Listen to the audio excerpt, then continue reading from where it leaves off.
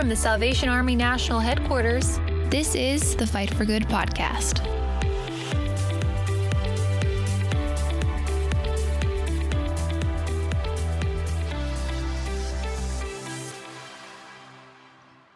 Well, hi, everybody, and welcome to another episode of the Fight for Good podcast. I'm your host, Lieutenant Colonel Tim Foley, broadcasting from the Salvation Army National Headquarters here in Alexandria, Virginia. With me today is the assistant to the editorial director, Michelle Caceres. Good afternoon, Michelle. Hey, long time no talk. I know you're ignoring us. I don't know why, but maybe we're keeping you busy, I think. I'm definitely busy. Just for our listeners' sake, Michelle does a lot of the underbelly work here at the War Cry. We're so grateful for what she does in kind of managing all the behind the scenes things that come together magically as you have the opportunity to read each issue of the War Cry. She's been with us for let's see, I think it's well over 2 years now, right? Are we working on year 3? Yeah, we are. Time has flown by. And she's also been the creator of our millennial pages. And that was an original kind of idea that I had. I had this idea, somehow we've got to reach out to our millennial readers. And Michelle just kind of took it and she made that idea come to life. So I'm grateful for all that you've done there. Yeah, I think it was because I kept bothering you guys for more work. And so you were just like, how can I get her off my back? That's right. I need to give her something to do. We've got to give her something to do, but we're really grateful that you kept bugging us. And now we hardly ever get a chance to, well, I haven't seen you in over a year as you've been working remotely but you've been working efficiently and just really, really grateful. And we're excited today because you're going to share with us on this podcast. You've interviewed co-founder of Fresh Life Church, Jennie Lusko. Who is Jennie? So I found Jennie. It's kind of funny. I typically just Google Christian influencers and see what pops up and who has a good story to tell. And Jennie was just all over the place. Like every website I clicked on, she was on there somehow doing an interview or something. And I found her story so interesting because I didn't know you could start your own church, which might sound kind of naive seeing as how I work at the Salvation Army, but I didn't know like normal people could do that. And I just found her like story very interesting. And so when I reached out to her, we were able to finally connect because we must have rescheduled a dozen times. And which makes sense. She has 4 kids. She's got a whole church to run. And then I had technical difficulties. I had gotten locked out of my email one day and I couldn't log in for the recording. And so we just rescheduled. And then when we finally talked, we had every technical difficulty you can imagine. I mean, we used 3 different websites. The connection was bad. It was everything that could have gone wrong did. And yet Jennie was still able to give us such an amazing story and podcast. So whether you're reading it or listening to the podcast, her story is so incredible. And yeah, that's just kind of like how I found her and how we connected. So our listeners get a little taste of what happens sometimes. We have to be persistent, and you persevered to the end, and you got a good interview together. Yeah, and she has this amazing, I don't know if it was like her assistant or someone who helps her. She was awesome too, just helping get everything together. It was definitely, the odds were stacked against us, I think, with this interview. But I just think it was worth it because her story, the way she speaks, I now get it. I get why she is, runs a church, her and her husband, because I was mesmerized by everything she said. She has a great way of speaking and connecting to people. So I get she's in the right career field. One of the great things that I like what you've been doing over the past almost 2 years now with the whole millennial influencer section is that you're finding people that they're real. They're very authentic in their expression of their faith and what they're trying to do to make the world a better place. And off air, we were talking a little bit about some of the tragedy that this family has had to go through. It just kind of draws me into knowing that these guests that you're interviewing, and Jennie in particular, this is not somebody that's superficial. This is somebody that has a distinct mission and message. And why is Jennie's message important? Her message was super important for two reasons, actually. The one that I found I agree with a lot is that the word religion can be really scary to some Hmm. people. Hmm. And she doesn't like to use that word a lot. And she just calls it faith. And she's like, at the end of the day, you're going to believe what you're going to believe, but we're here and we've created this safe space for you to believe.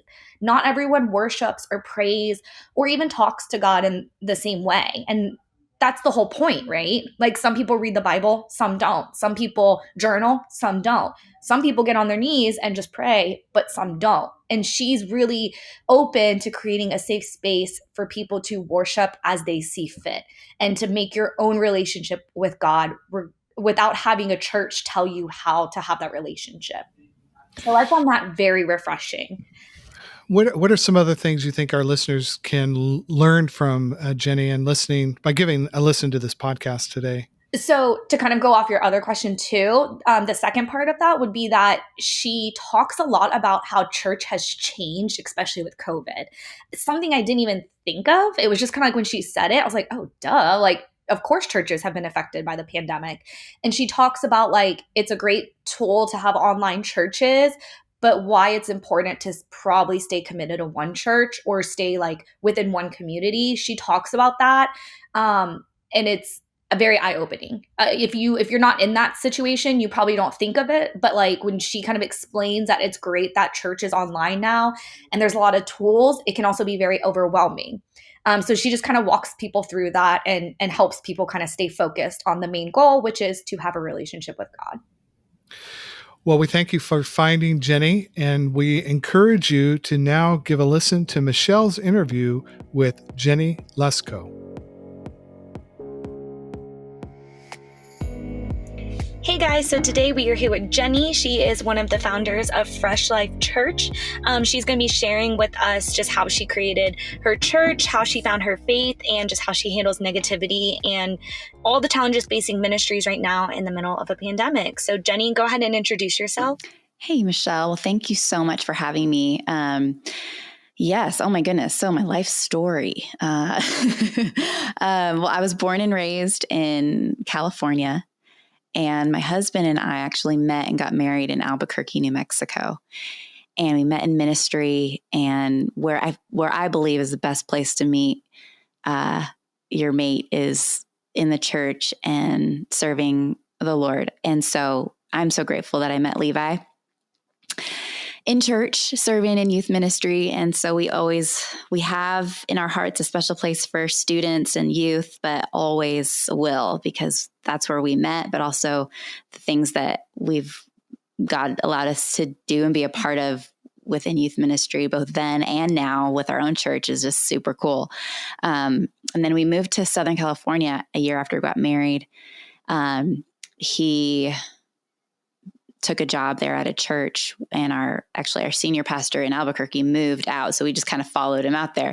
And then it was about 2 years later, and we felt like God was calling us to Montana. And it was really weird, actually, because we always thought that, we always felt a call to reach a lot of people with the gospel. And so kind of in our dreams, we thought like, oh, we're going to move to New York, LA, Chicago, like a big city where God's going to call us to plant a church. So that was kind of like in our hearts. And then when Montana came on the radar, it was like, this does not make any sense. And people in our lives, literally, who we respected their opinion, they were like, I don't think you should move to Montana because there's like no people there.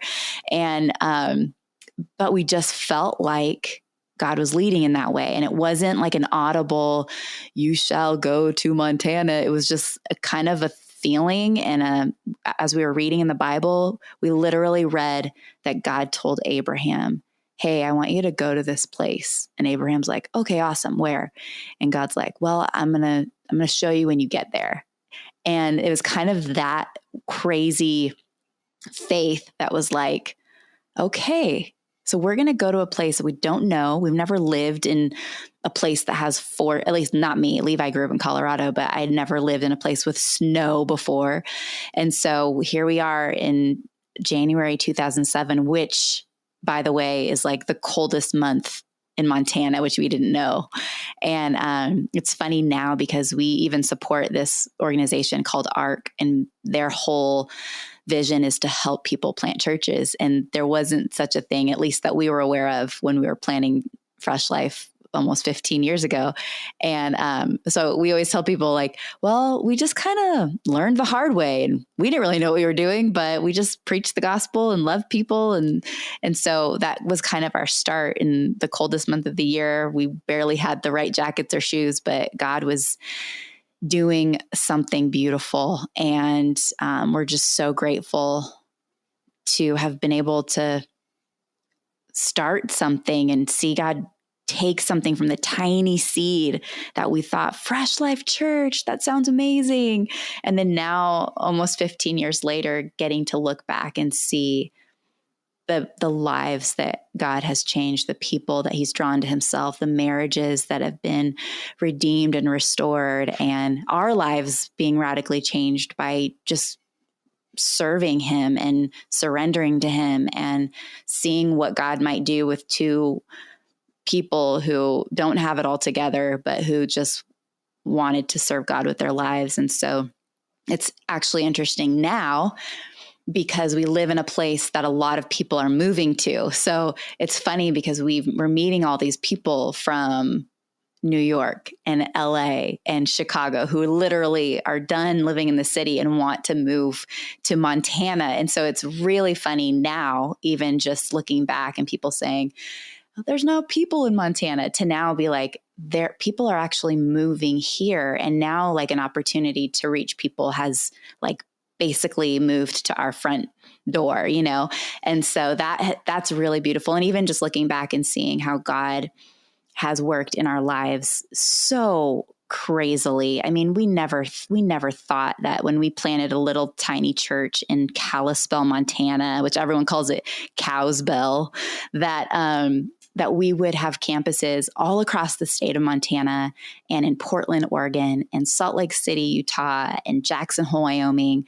And now every church is, but like now online, reaching places all across the world. And to have had that seed in our hearts then of reaching a lot of people, and now reaching a lot of people. And it's just, honestly, it just blows my mind, and it's humbling, and it's really fun and really hard. And God's just so good. So I'm so grateful. And that's kind of some of my story. Levi and I have been married almost 17 years. We have 5 kids total. We have 1 in heaven waiting for us and 4 here on earth. We have 4 daughters. And then our last one is little boy, Lennox, who's 3. And so our lives are full and beautiful. And I'm so grateful for what God's doing.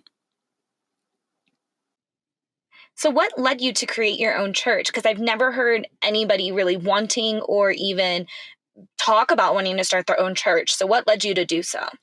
Well, we both grew up in church and both had a love for the local church from when we were little. He grew up with his dad being a pastor. And even he said, like, when he was 2, he wanted to be a pastor. And then he kind of went away from it, wanted to be a baker for a little while, but then realized like he felt like God was calling him to be a pastor. And then for me, I grew up in church, gave my life to Jesus at a young age, and loved church. And I loved learning about God, and I loved serving and loving people and helping people. And so I think just in us, like, it was almost like God was calling us at a young age, which is really special. But like, I mean, in my mind, I knew like in high school was when I kind of realized that I wanted to be married to a pastor, and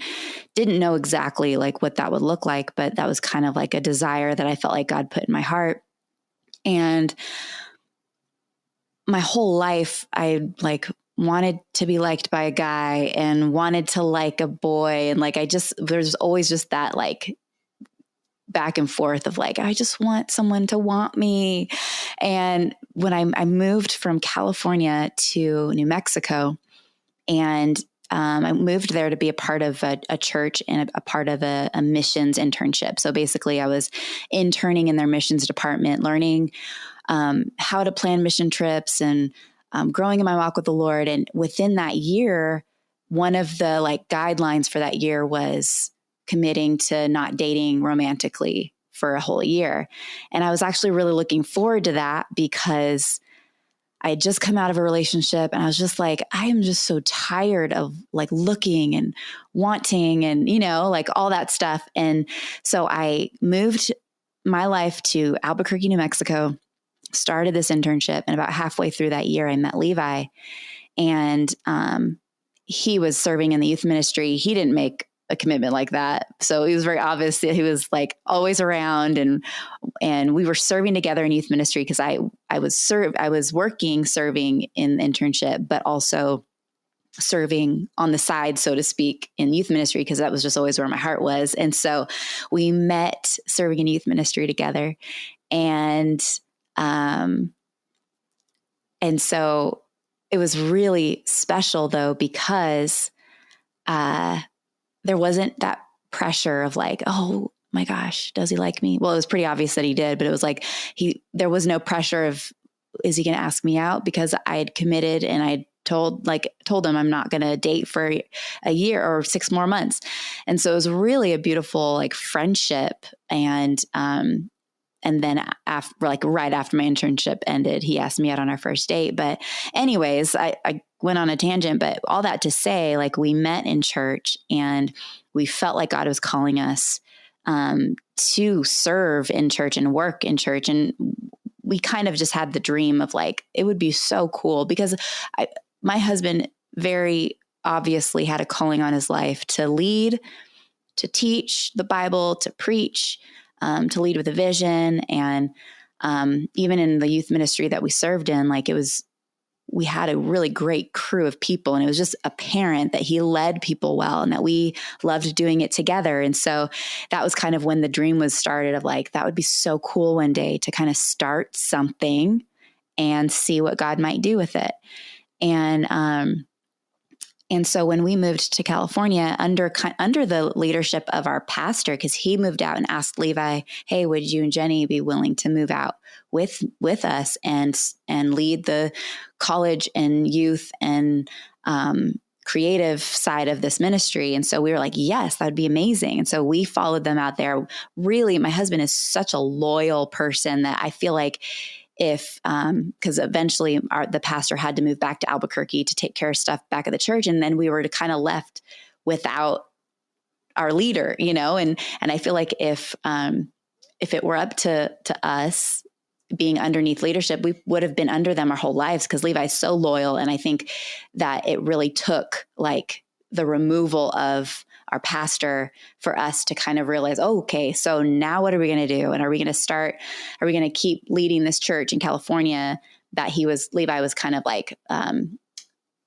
intermediately, what is it called? I don't know the word. But he was the teaching pastor for a little bit. But then the leadership of that church was basically just kind of wanting Levi to teach on the weekend, but not be a part of leadership. Like there was going to be another pastor who's going to lead, but Levi was just going to teach. And we had it so easy. Like literally Levi was surfing every day. We went to Disneyland because we had a season pass all the time. Like it was so easy. And we just felt like if we didn't step out and if we didn't do what God was kind of stirring up in us to do, that we would be just taking the easy way and not following what he had for our lives. And so Montana came on the radar. There was a family in our church who vacationed in Montana like their whole lives. And so they were like, hey, we're putting on this event. You should come like preach at it. And we'll set up this little cabin for you and your family to be at. And so that was 2006. And we just had one daughter at the time. But when we were out there, this family, they were like, you should really think about moving to Montana and starting a church. And we're like, that does not seem like something that we would want to do. Like, doesn't make any sense, like I said earlier. And so anyways, it just more and more as we were thinking about it, we couldn't get it off of our minds. And it was like, okay, God, are you doing this? And is this something that we should do? And so we kind of just like committed, not even at that point, but we eventually committed to 5 years. And we were like, okay, in 5 years, we could either see that this is not working, or we could see that God is in it and he's working, and our daughter will be 5 if it's not, and we can just move back to California. She'll go into kindergarten. It'll be like nothing ever happened. And so we kind of just committed to that. And I think that that's a really good time frame too, because like it gives you the time and space to go through the hard stuff, but still be committed, to go through the good stuff and still be committed. And so that was kind of where we were at as far as like, God, just show us. And within 5 years, like the church had grown so much and we had grown so much, and it was obvious that God was doing a work. And so, like it is weird. Like, I feel like it, especially now, I feel like nowadays there is a high percentage of people who have been in ministry who are quitting and who are seeing like, this is too hard. This, even in this political, even racial injustice, all this stuff. Like, if you don't say the right things, you're put out to dry. If you say the wrong thing, like, it's so hard this day and age, but it's like, okay, we believe God called us, so we're going to keep showing up. If he moves us on somewhere else, we'll go. But right now he's calling us to be faithful with this. And honestly, I'm so grateful. I love our church and I love the people that God has brought on our staff. I love the leaders that are being raised up. Some people move on to do other things. Some people are staying and leading and strong and vibrant and flourishing here. It's just, it's an adventure for sure. And what makes your church different from others? Gosh, I don't know what exactly makes it different from others. I feel like, we have a lot of friends who have churches that are very similar to ours. I think there's just a bunch of different kinds of churches for sure. I think ours, at least when we first started it, our heart was to provide a place for everyone to be welcome. And we obviously preached the Bible. So that was the biggest thing, a place where Levi could teach and preach the Bible, where we would have worship that was, not like rock and roll, but like, just more louder probably than normal. And where truly we were giving space every weekend for people to give their lives to Christ and to surrender their lives to him. And so I feel like it's super simple, but it seemed like, at least when we first started and now, that a lot of people will come and they'll say, well, I grew up in this kind of church that was really strict, or I didn't really learn the Bible like I am now. Like, I feel like we hear that a lot, and that's refreshing, because I know that there are a lot of overly religious people in the world who think that you have to do all these things in order to get to heaven, or you have to live a certain way, or whatever it is. And I think that it can easily become more of a burden to go to church, whereas our heart is that it would be a place of refuge and safety, and anyone can come, anyone can show up and learn the fact that they're loved by a God who created them and designed them and has a purpose for them, and where they can grow in community and small groups. So we really seek to make it not all about what you can do for God, but what God has already done for you, and how that can radically change your life to live a life of strength and flourishing and vibrancy and power, and facing struggles and heartache and pain and death and difficulty with hope and with a fresh look and perspective on what you're going through. And so that's really has always been our heart in serving people and loving people and leading people. And so, it might be different than some churches. And that's what's so cool about the body of Christ too, across the world, is that there are so many different ways to approach church. And I think for us, it really is love God, love people, like be in community. That's where you're going to find strength.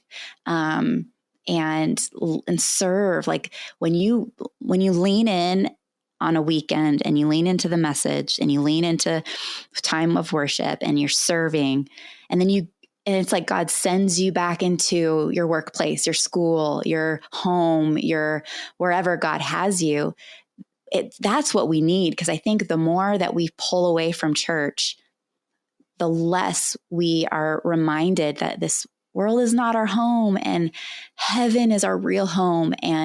But the people that are around us now, they need a touch from God through us, and they need encouragement, and they need God's love through us. And so I think that so often we either only just go to church and we're only in this Christian bubble and we only surround ourselves with Christians, or we're totally opposite, where we have been hurt by church or burned by church or people in the church in some way. And so now we're only like, we're not in church and we just kind of do our own thing. But the beauty of gathering and then scattering to where God's called us to is that we're reminded, like, okay, hey, God's called you to this. God loves you. You were born for this. Like, deal with the sin and the issues and the stuff in your heart, bring it to God, confess it to people, like find healing and strength, and then go out and keep loving people and keep sharing the gospel. And so there's just that beauty of coming in and going out. And so I think that is what's so important about being in the local church. And obviously that looks different these days, where so many of us are joining online only, but there's still, like, we've found so many people who are online church, but who are serving in the online chat and who are leading online groups. And there is actually a beautiful thing God's doing in online church if we can lean into it more and not just observe and watch on a weekend, but actually like be the church. So anyways, it's really a special day, and God's doing a really good thing. Yeah, and you talked about a lot of the challenges that ministries are facing. What are some challenges that your ministry is facing, whether it was pre-pandemic or post-pandemic? I think some challenges are in ministry are the fact that, like, when God's called you to do something, regardless of how it feels or how it's received by people, continuing to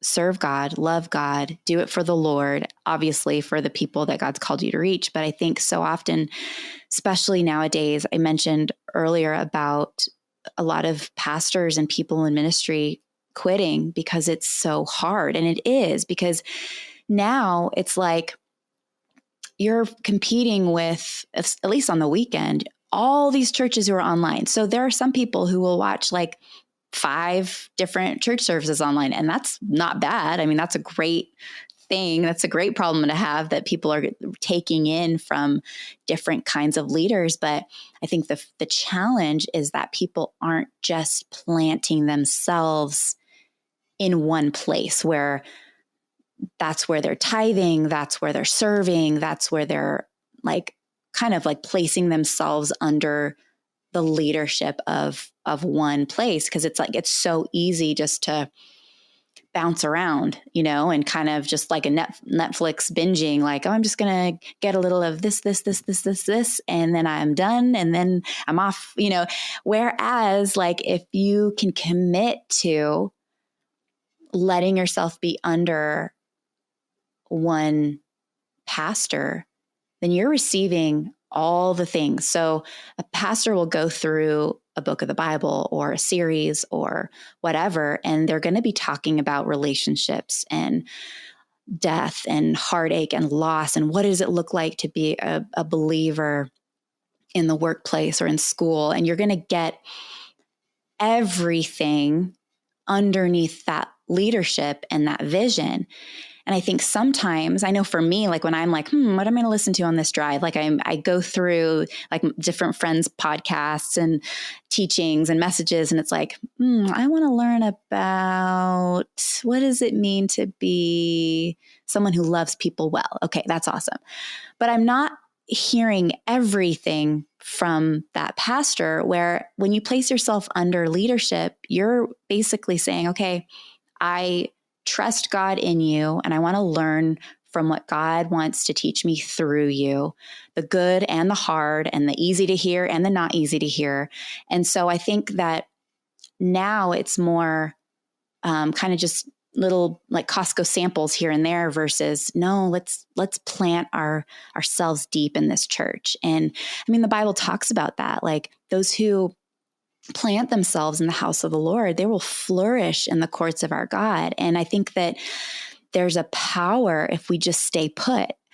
Also a challenge is people who are easily offended. And I think that this day and age with news and even Instagram news, like there've been times where I have had to not be on Instagram because I feel so inundated with like, okay, this is not me just like being encouraged by people. This is me like having a hard time because people are like pushing their political views and agendas and all these things. And it's like, this is really not good for my soul.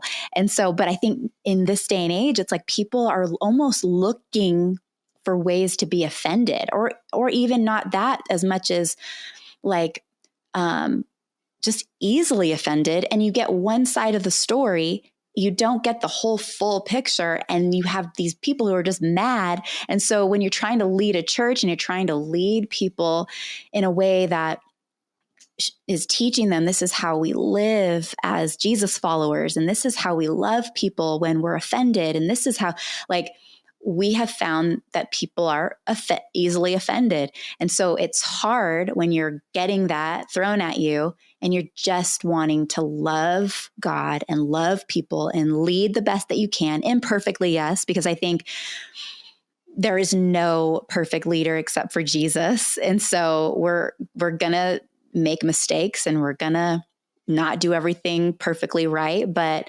I think that is definitely a challenge when you're trying to teach the Bible, and then things can get either thrown out of proportion or whatever it is. I mean, everything, think of one thing and that's something that we deal with and struggle with. But so I'd say, yes, the beauty of planting yourself in a church and letting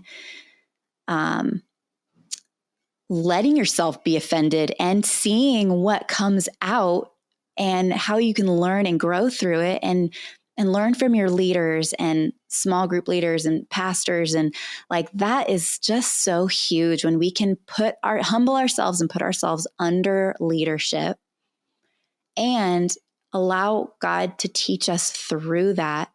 I believe that God would really be able to get to our hearts, and that there would be a lot more humble believers and a lot more Christians who want to hear what someone else is saying, not just immediately judge, or want to like understand where someone is coming from and not put a label over them. You know what I mean? Like, and that was Jesus. Like, Jesus shows us what it looks like to love, to eat with sinners and to love them and to teach them and to walk and to take the time to have a conversation with someone and heal them. Like, if we would maybe even just read the Gospels more, maybe it would just, that would help us live the lives that God's called us to live in love and humility. And I mean, the Bible says, as much as lies within you, like, live at peace with all people. And obviously we're not going to be able to do that perfectly. But as much as lies within me, like, I don't want to stir up stuff. I don't want to be someone who's like pointing fingers and judging and stirring up stuff. I want to be a vessel of God's love to people. And yes, that sometimes means having tough conversations and showing tough love in moments, but it's with a heart of humility, knowing that I'm not perfect and I cannot perfectly lead and perfectly love. That's Jesus's job. And so I don't know if that fully answers. Those are some challenges for sure. you talked a lot about how church has been moving to online, especially in this post-pandemic world. And, you talked about how you're able to reach a larger number of people. So could you kind of tell me, though, with so much being online, how do you handle negativity that you might see on social media or online or even on your church's website? How do you handle some of the backlash or negativity that people kind of throw at you? That's a really good question. I think my natural response to negativity online is anger, is that feeling I think we all get when that just anger kind of rises up and you almost can feel it in your throat, like you just want to yell. At least that's me.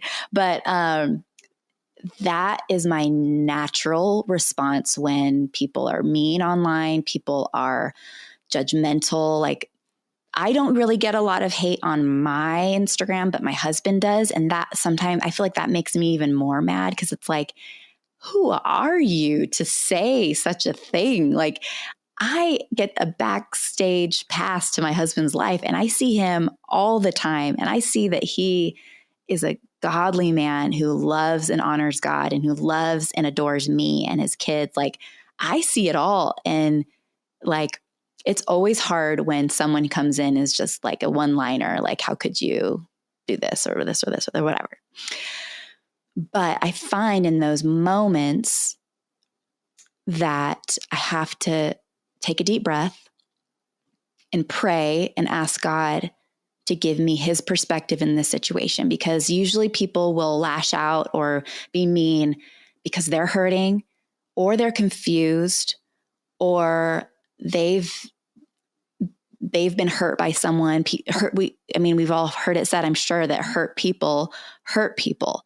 And so in those moments when I see something, I don't usually respond, but there are times where I have felt that God is leading me to respond in love to someone who takes a jab. And so in those moments, I take a deep breath and I pray, and I'm just like, God, give me your eyes to see this person. Give me your eyes to see this situation. I ask for your wisdom. I ask for your love to exude from my response. And every time he is so faithful to do that. And so I'm thinking even of a few different DMs on Instagram where someone's like, how could you blah, blah, blah, blah. And I mean, you can only really hear so much from a text or a DM, but it seemed like it was sent in a not very nice way. And so my response will be, hey, so-and-so. I always like to use their name because it just makes it a personal connection. Hey, so-and-so, thank you so much for taking the time to write this. But this is where I was coming from when I posted this, or this is where my husband was coming from when he posted this. And so I try my hardest to respond in love. And if I start feeling that like tense, tightening, then I just kind of stop. And if I write something that I'm like second guessing, like I don't think that that's really kind or godly, then I'll go back and then start again. And there have been multiple times where a kind answer, and this is what the proverb says, a kind answer can turn away wrath. And so there have been multiple times where I kindly will just say, hey, this. And then their response is almost every time, oh, thank you. I'm so sorry for coming across harsh. I just didn't understand. And oh my gosh, like how refreshing is that to have a conversation? And my husband's actually really good at this too. Like sometimes he'll literally call someone and just be like, hey, he'll somehow get their number and he'll just call them and say, hey, this is where I was coming from. What do you think about this?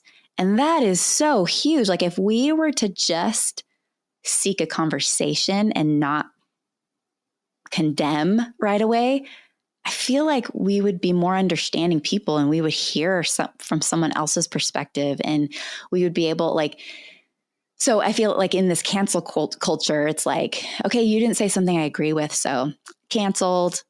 You didn't do something that I agree with, canceled versus, hey, when you did that, where did that come from? Like, why did you do this? And that is so the way we're supposed to do it. Like even in Matthew 18, when it's like, hey, if someone offends you, go talk to them and have a conversation with them. And if they don't hear you, bring someone along with you and try again. Like that is what we're meant to do in tension in relationships. When you feel like your friend is like ghosting you, or there's like an attitude that comes from their text, like ask them about it. Don't talk to someone else about it. Like ask them about it. Say, hey, I noticed that that when you texted, you seemed a little bit more like short than normal, or maybe a little frustrated. I'm sensing that maybe something's wrong. Are you okay? And that I feel like could change the game for our relationships. And I don't think that, and this is like totally going off on a tangent, but I don't feel like that all friendships are meant to last our whole lives. I feel like there's friendships for seasons, there's friendships for a lifetime, there's friendships for a moment. And so I think that's something God's taught me, is that I can't hold so tightly to relationships and friendships, but I have to keep an open hand and allow God to bring people in my life and allow them to leave. And if it's in a bad way, okay, I pray that they're better because of my influence in their life as they go. But how amazing and how beautiful and even stronger would relationships be if we would just have the hard conversations and just ask a question in humility. Hey, I noticed this. Are you okay? I noticed this. Are you like, can I pray for you? Like, and I feel like that would change everything if we just had a listening ear.